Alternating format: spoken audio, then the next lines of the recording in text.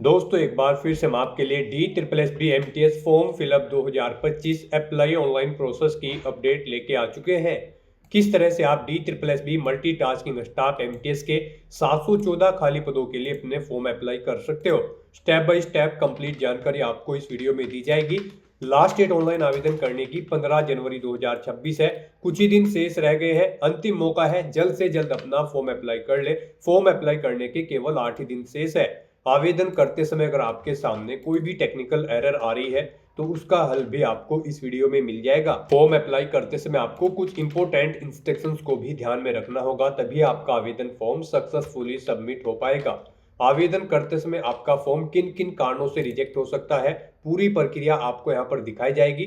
आवेदन करते समय आप अपना रजिस्ट्रेशन किस प्रकार से करोगे, कैसे आपको अपनी पर्सनल डिटेल फिल करनी होगी, क्वालिफिकेशन की डिटेल आप कैसे फिल करोगे, किस तरह से आपको अपने डॉक्यूमेंट, सिग्नेचर, फोटोग्राफ कितने केबी में अपलोड करने होंगे, फीस पेमेंट करते हुए रजिस्ट्रेशन से लेकर प्रिंट तक आपको किस प्रकार से अपना फॉर्म अप्लाई कर लेना होगा। पूरी जानकारी के लिए आपको ये वीडियो शुरू से लेके एंड तक बिना स्किप किए हुए देखनी होगी। इस वीडियो को पूरा देखने पर ही आपके सभी सवाल और डाउट क्लियर होंगे।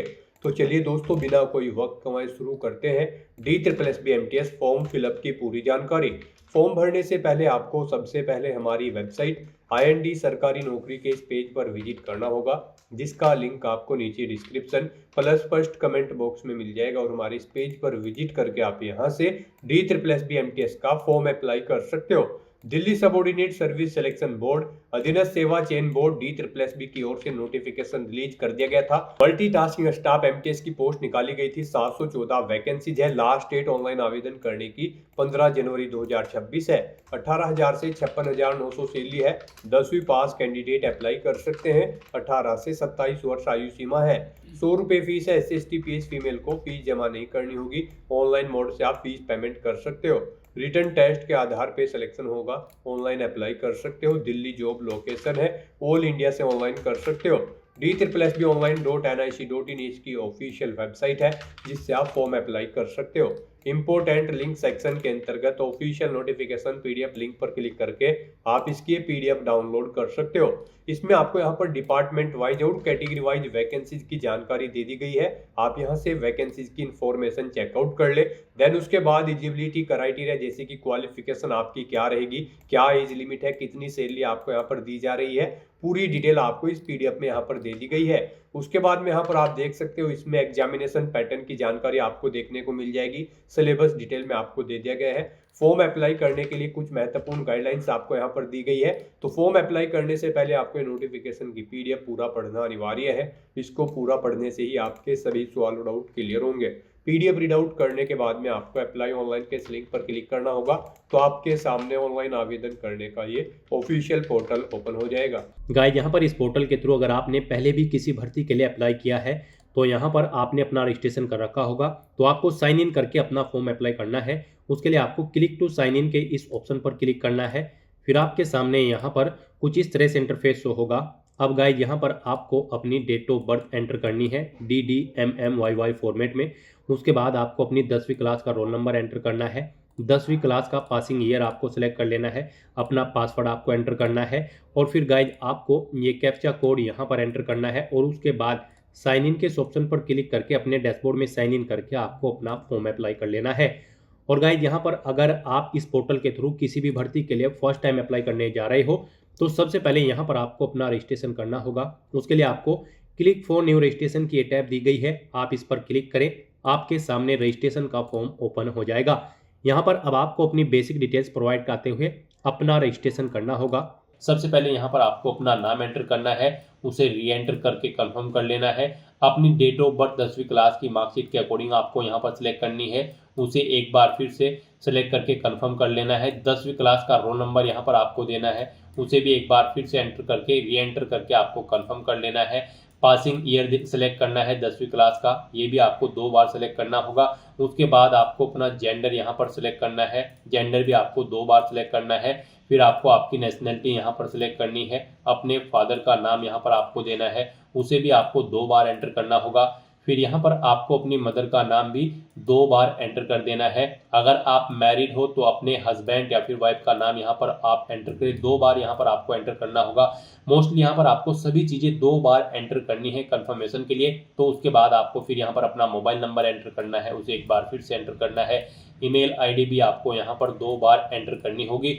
फिर यहाँ पर आपको गेट ओटीपी के ऑप्शन पर क्लिक करना है। उसके बाद आपके मोबाइल और मोबाइल नंबर पर ओटीपी आएंगे। वो ओटीपी आपको यहाँ पर एंटर करके अपना मोबाइल नंबर और ईमेल आईडी को आपको वेरीफाई कर लेना है। उसके बाद यहाँ पर आपसे पूछा गया है कि यहाँ पर क्या आप अपना आधार कार्ड देना चाहते हैं आईडी प्रूफ के तौर पर। अगर चाहते हैं तो यस करें और फिर आप अपना आधार नंबर एंटर करें, उसे एक बार फिर से एंटर करके कंफर्म कर लें। और अगर आपके पास आधार कार्ड नहीं है तो यहाँ पर आप नो ऑप्शन सेलेक्ट करेंगे। फिर यहाँ पर कोई अन्य आईडी आप सिलेक्ट करेंगे, driving licence, PAN card, passport या फिर वोटर आईडी। और उसके बाद यहाँ पर आपको अपने आईडी का नंबर देना है, उसे एक बार फिर से यहाँ पर आपको री एंटर करना है। उस पर जो नाम अंकित है वो यहाँ पर आपको मेंशन करना है, उसे एक बार फिर से यहाँ पर आपको एंटर करना है। और फिर यहाँ पर आपको अपना आईडी प्रूफ अपलोड करना होगा। उसके लिए आपको चूज फाइल बटन पर क्लिक करना है, फाइल को सिलेक्ट करना है और अपना आईडी प्रूफ यहाँ पर आपको अपलोड कर देना है। यहाँ पर आपका आईडी प्रूफ जो होगा वो 15 KB से 60 KB के बीच में होना चाहिए। और उनकी हाइट यहाँ पर अगर आप पैन कार्ड या फिर ड्राइविंग लाइसेंस अपलोड करते हैं तो 300x200 पिक्सल विड्थ और हाइट होनी चाहिए। वोटर आईडी कार्ड के लिए 200x300 विड्थ हाइट होनी चाहिए। और पासपोर्ट के लिए 450x300 विड्थ हाइट यहाँ पर आपकी होनी चाहिए। जेपीईजी या फिर जेपीजी फॉर्मेट में आपका ये डॉक्यूमेंट होना चाहिए। उसके बाद यहाँ पर आपको अपना पासवर्ड क्रिएट करना है। पासवर्ड यहाँ पर गाइड आपका 0 से 9 कैरेक्टर के बीच में होना चाहिए और ये अल्फा न्यूमेरिक फॉर्मेट में होना चाहिए। मीन्स आपके पासवर्ड में कम से कम एक अपर केस कैरेक्टर, एक लोअर केस कैरेक्टर, एक इंटीजर नंबर और एक स्पेशल कैरेक्टर जैसे कि @ या फिर डॉलर होना चाहिए। वही पासवर्ड आपको दोबारा से यहाँ पर री एंटर करके उसे कंफर्म कर लेना है। पेज को नीचे स्क्रॉल डाउन करना है, अंडरटेकिंग के इस ऑप्शन में चेकबॉक्स को ओके करना है। फिर यहाँ पर आपको प्रीव्यू के ऑप्शन पर क्लिक करके अपने रजिस्ट्रेशन की जो डिटेल आपने प्रोवाइड कराई है उसका प्रीव्यू चेकआउट कर लेना है। उसके बाद आपको इस चेकबॉक्स को ओके करना है और फिर गाइड आपको यहाँ पर सबमिट के इस ऑप्शन पर क्लिक कर देना है। नेक्स्ट आपके सामने कुछ इस तरह से इंटरफेस होगा। यहाँ पर आपको एक रजिस्ट्रेशन नंबर प्रोवाइड कर दिया गया है। ये रजिस्ट्रेशन नंबर आपके रजिस्टर्ड मोबाइल नंबर और ईमेल आईडी पर भी सबमिट कर दिया गया है। आपको इसे केयरफुली नोट डाउन करके रख लेना है फ्यूचर यूज के लिए। यहाँ पर इस रजिस्ट्रेशन नंबर में आपकी डेट ऑफ बर्थ है, रोल नंबर है 10वीं का और पासिंग ईयर है 10वीं का। तो यहाँ पर आपको इस नंबर को केयरफुली नोट डाउन करके रख लेना है। और यहाँ पर गाइड अब आपको प्रोसीड के इस ऑप्शन पर क्लिक करना है। फिर आपके सामने कुछ इस तरह से इंटरफेस ओपन होगा। गाइड यहाँ पर अब आपको क्लिक टू साइन इन के इस ऑप्शन पर क्लिक करना है। उसके बाद आपके सामने साइन इन का इंटरफेस ओपन होगा। यहाँ पर आने के बाद अब आपको अपनी डेट ऑफ बर्थ यहाँ पर एंटर करनी है DDMMYY फॉर्मेट में। उसके बाद आपको अपनी 10वीं क्लास का रोल नंबर यहाँ पर एंटर करना है। 10वीं क्लास का पासिंग ईयर आपको सेलेक्ट कर लेना है। फिर यहाँ पर आपको अपना पासवर्ड एंटर करना है। ये कैप्चा कोड आपको यहाँ पर एंटर करना है और उसके बाद आपको साइन इन के इस ऑप्शन पर क्लिक करते हुए अपने डैशबोर्ड में साइन इन कर लेना है। लॉगिन करने के बाद आपके सामने आपका डैशबोर्ड कुछ इस तरह से शो होगा। यहाँ पर अगर आप अपना मोबाइल नंबर चेंज करना चाहते हैं तो यहाँ पर आप मॉडिफाई के ऑप्शन पर क्लिक करके मोबाइल नंबर चेंज कर सकते हैं। अपनी ईमेल आईडी भी आप यहाँ पर मॉडिफाई कर सकते हैं। और गाइड यहाँ पर अब आपको मल्टीटास्किंग स्टाफ की पोस्ट पर अप्लाई करने के लिए या फिर यहाँ से आपको किसी भी भर्ती पर अप्लाई करने के लिए अप्लाई फॉर न्यू एप्लीकेशन का ये ऑप्शन दिया गया है। तो आपको यहाँ पर अप्लाई फॉर न्यू एप्लीकेशन के इस ऑप्शन पर अब क्लिक करना है। फिर आपके सामने कुछ इस तरह से इंटरफेस ओपन होगा। अब यहाँ पर करंट में DSSB के इस पोर्टल पर जितनी भी भर्तियाँ चल रही होंगी उनकी लिस्ट यहाँ पर आपको शो कर दी जाएगी। हम यहाँ पर आपको मल्टीटास्किंग स्टाफ MTS की पोस्ट के लिए अप्लाई करके दिखा रहे हैं। तो यहाँ पर आपको मल्टीटास्किंग स्टाफ की भर्ती शो होगी। यहाँ पर इसकी लास्ट डेट 15 जनवरी 2026 है। 17/12/2025 से फॉर्म स्टार्ट हुए हैं। फीस पेमेंट की लास्ट डेट 15 जनवरी 2026 है। तो यहाँ पर अब आपको इस भर्ती पर अप्लाई करने के लिए अप्लाई नाउ के इस ऑप्शन पर क्लिक करना है। तो आप अप्लाई नाउ के इस ऑप्शन पर अब क्लिक करें। नेक्स्ट आपके सामने कुछ इस तरह से इंटरफेस ओपन होगा। यहाँ पर आपको आपकी पर्सनल डिटेल कुछ डिटेल ऑटोमेटिकली फिर मिल जाएगी, जैसे कि आपका नाम, आपके फादर मदर का नाम, आपकी डेट ऑफ बर्थ। बस यहाँ पर गाइज अब आपको अपना प्रेजेंट एड्रेस एंटर करना है। उसके बाद आपको अपना परमानेंट एड्रेस एंटर करना है और फिर यहाँ पर आपको अपना पिन कोड एंटर करना है। और गाइज अगर आपका परमानेंट एड्रेस आपके प्रेजेंट एड्रेस के अकॉर्डिंग सेम है, तो यहाँ पर आप इस चेकबॉक्स को ओके कर देंगे, ऑटोमेटिकली आपका परमानेंट एड्रेस आपके प्रेजेंट एड्रेस के अकॉर्डिंग यहाँ पर फिल हो जाएगा। फिर यहाँ पर गाइस आपको अपनी कैटेगरी सेलेक्ट करनी है, आप जिस कैटेगरी से बिलोंग करते हैं। यहाँ पर अगर आप रिजर्व कैटेगरी से बिलोंग करते हैं तो आपको अपना कास्ट सर्टिफिकेट नंबर यहाँ पर एंटर करना होगा, किस डेट को वो इशू हुआ है वो डेट आपको सेलेक्ट करनी होगी। यहाँ पर आपको वो सर्टिफिकेट किस स्टेट से इशू हुआ है वो स्टेट सेलेक्ट करना है, किस अथॉरिटी ने इशू कराया है उसका नाम आपको देना होगा रैंक का, जैसे कि तहसीलदार, पटवारी या फिर कानूगो। फिर यहाँ पर अगर आपकी कोई सब कैटेगरी है इनमें से तो आप वो ऑप्शन सेलेक्ट कर ले, नहीं है तो इनको आप सेम ऐसे ही रहने दें। फिर आपसे पूछा गया है कि क्या आपको कभी किसी बोर्ड या एजेंसी के द्वारा एग्जाम में बैठने से वंचित किया गया है। अगर किया गया है तो आप यस करेंगे और उसकी डिटेल देंगे, नहीं किया है तो आप नो ऑप्शन सेलेक्ट करेंगे। फिर आप यहाँ डिक्लेरेशन सेक्शन में इस चेकबॉक्स को ओके करेंगे और उसके बाद गाइड फिर सेव एंड नेक्स्ट के इस ऑप्शन पर आपको क्लिक करना होगा। नेक्स्ट यहाँ पर आपको अपना post card size photo upload करना है, सिग्नेचर अपलोड करने हैं और थंब इम्प्रेशन आपको अपलोड करने हैं। इनके लिए गाइड आपको गाइडलाइन दी गई है। यहाँ पर आपका जो post card size photo upload होगा उसका साइज 5x7 इंचज होना चाहिए और यहाँ पर ये 50 KB से 300 KB के बीच में होना चाहिए। और यहाँ पर इसकी विड्थ की अगर बात करें तो 480 पिक्सल में और हाइट 672 पिक्सल होनी चाहिए। JPG या फिर JPEG फॉर्मेट में यहाँ पर आपका ये फोटो होना चाहिए। मैक्सिमम साइज इसका यहाँ पर 300 KB रखा गया है, यानी कि आपको 50 KB से 300 KB के बीच में अपना ये post card size photo upload करना है। फोटो अपलोड करने के लिए गाइड आपको यहाँ पर चूज फाइल के इस ऑप्शन पर क्लिक करना है, फाइल को सेलेक्ट कर लेना है और अपलोड के इस ऑप्शन पर क्लिक करते हुए यहाँ पर आपको अपना फोटो अपलोड कर देना है। उसके बाद यहाँ पर आपको अपने सिग्नेचर अपलोड करने हैं। सिग्नेचर के लिए भी आपको गाइडलाइन दी गई है। यहाँ पर आपको एक वाइट पेपर पर ब्लैक इंक या फिर ब्लू पेन से अपने सिग्नेचर करने होंगे। यहाँ पर आपके सिग्नेचर की विड्थ 140 पिक्सल और हाइट 110 पिक्सल के बीच में होनी चाहिए। JPG फॉर्मेट में आपके सिग्नेचर होने चाहिए। 40 KB से कम यहाँ पर आपके सिग्नेचर की फाइल का साइज होना चाहिए। और यहाँ पर फिर आपको अपने लेफ्ट थंब इम्प्रेशन और राइट थंब इम्प्रेशन अपलोड करने हैं। इनके लिए भी आपको गाइडलाइन दी गई है। आपकी ये थंब इम्प्रेशन यहाँ पर विड्थ उनकी 110 पिक्सल और हाइट 140 पिक्सल होनी चाहिए। JPG फॉर्मेट में आपके थंब इम्प्रेशन होने चाहिए। 40 KB से कम फाइल का साइज होना चाहिए। तो अपने सिग्नेचर और थंब इम्प्रेशन को अपलोड करने के लिए गाइड आपको यहाँ पर चूज फाइल के इन ऑप्शन पर क्लिक करना है, फाइल को सिलेक्ट कर लेना है और अपलोड के इन ऑप्शन पर क्लिक करते हुए यहाँ पर आपको अपना सिग्नेचर और लेफ्ट थंब और राइट थंब इम्प्रेशन आपको अपलोड कर देने हैं। उसके बाद फिर आपको यहाँ पर नेक्स्ट के इस ऑप्शन पर क्लिक करना है।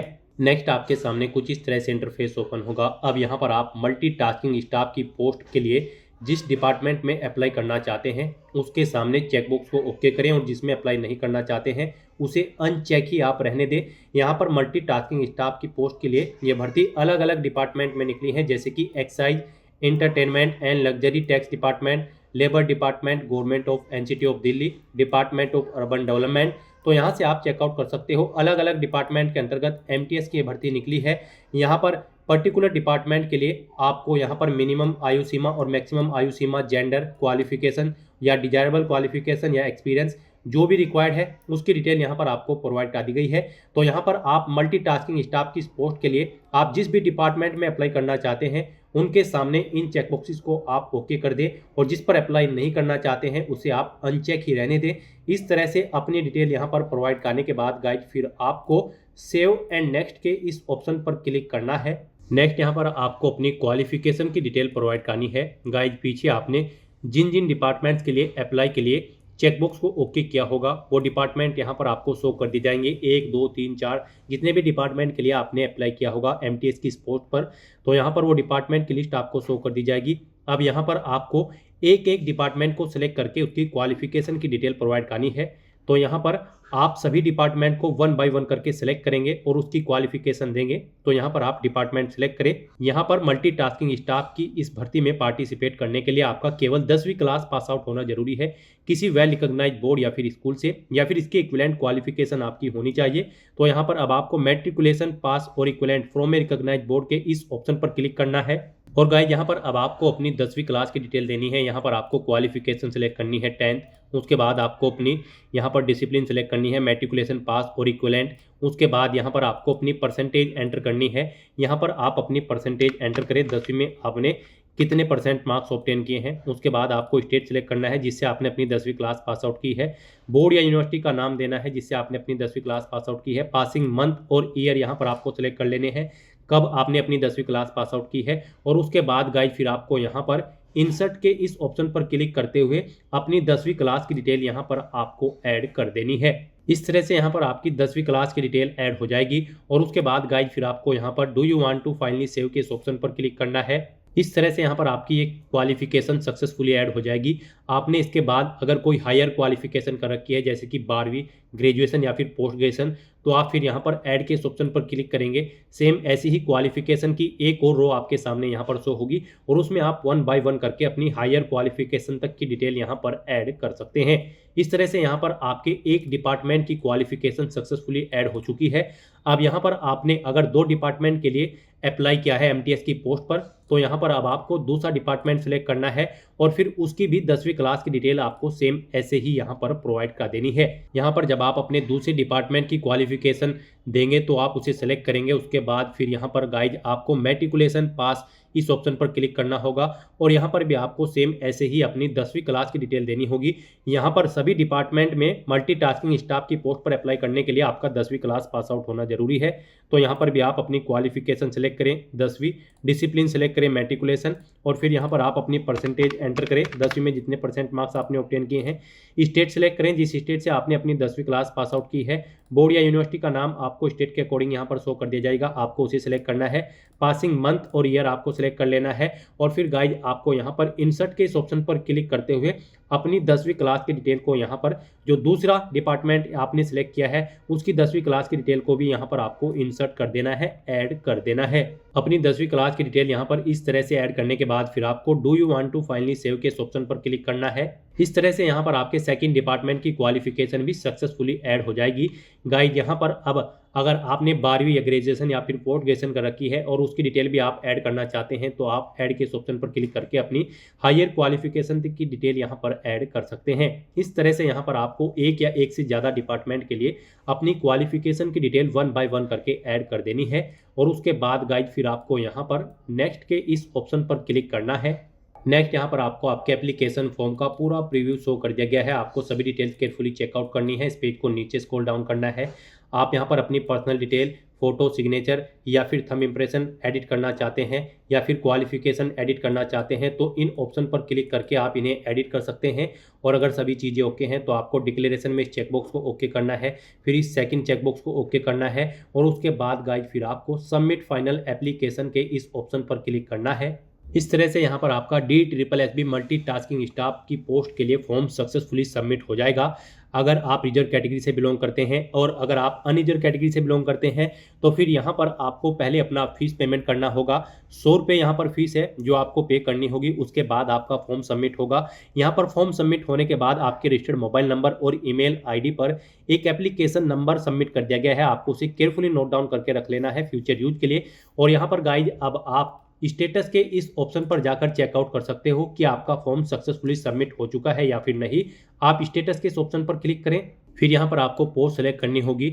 जिस पोस्ट का स्टेटस आप चेकआउट करना चाहते हो, जिस पोस्ट के लिए आपने फॉर्म फिल किया है, तो यहाँ पर आपको multitasking staff MTS post select करनी है और उसके बाद गाइज आपको सबमिट के इस ऑप्शन पर क्लिक करना है। फिर यहाँ पर आपको आपके सबमिटेड फॉर्म का एप्लीकेशन नंबर और सबमिटेड डेट शो कर दी जाएगी, यानी कि आपका फॉर्म सक्सेसफुली सबमिट हो चुका है। आपको एक एप्लीकेशन नंबर यहाँ पर जनरेट कर दिया गया है और साथ ही आपको डेट भी बता दी गई है कि इस डेट को यहाँ पर आपका फॉर्म सक्सेसफुली सबमिट हो चुका है। तो ऐसे आप अपने एप्लीकेशन फॉर्म का स्टेटस चेकआउट कर सकते हो कि आपका फॉर्म सक्सेसफुली सबमिट हो चुका है या फिर नहीं। और फिर आपको अपने एप्लीकेशन फॉर्म का एक हार्ड कॉपी प्रिंट आउट ले लेना है। उसके लिए आपको यहाँ पर गाइज अब प्रिंट एप्लीकेशन के इस ऑप्शन पर क्लिक करना है और यहाँ पर आपको पोस्ट सेलेक्ट करनी है जिस पोस्ट के एप्लीकेशन फॉर्म का प्रिंट आउट आप लेना चाहते हैं। और उसके बाद गाइज आपको प्रिंट एप्लीकेशन के इस ऑप्शन पर क्लिक करते हुए अपने एप्लीकेशन फॉर्म का एक हार्ड कॉपी प्रिंट आउट ले लेना है फ्यूचर यूज के लिए, फ्यूचर रेफरेंस के लिए। तो दोस्तों ऐसे आप Delhi subordinate service selection board multitasking staff MTS की इस भर्ती के लिए अपने फॉर्म अप्लाई कर सकते हो बिना कोई मिस्टेक किए हुए। आज की इस वीडियो में बस इतना ही। आई होप ये वीडियो आपको पसंद आई होगी। अगर पसंद आई हो तो इसे लाइक और शेयर करें। चैनल पर नए हो तो इसे सब्सक्राइब कर लें। Thanks for watching.